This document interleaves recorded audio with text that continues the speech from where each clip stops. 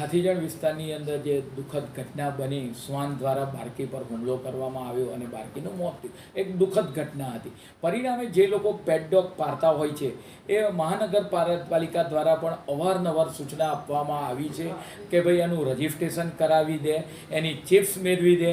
એનું અમારા CNCD વિભાગ દ્વારા અને એ વિભાગ દ્વારા એની આપણે વાત કરીએ કે વેબસાઇટ ઉપર અને પેપરમાં પણ એડ આપવામાં આવી છે. આવનાર સમયગાળા દરમિયાન આ ઝુંબેશ કડક બનાવવામાં આવશે અને પોતાના જે પાલતુ કૂતરા હોય, પેટ ડોગ્સ હોય, એનું પોતે રજિસ્ટ્રેશન કરાવી દે.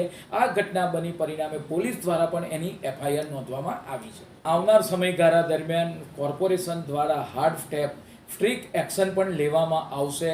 ભૂતકાળની અંદર અનેક પોલિસીની અંદર કોર્પોરેશન દ્વારા સ્ટ્રિક્ટ એક્શન લેવામાં આવ્યા હતા. આમ આની અંદર પણ પેટ ડોગનું જો રજિસ્ટ્રેશન નહીં કરાવે કોઈ સિટીઝન તો એના પર પણ આગામી શિક્ષાત્મક કાર્યવાહી માટે કરવામાં આવશે.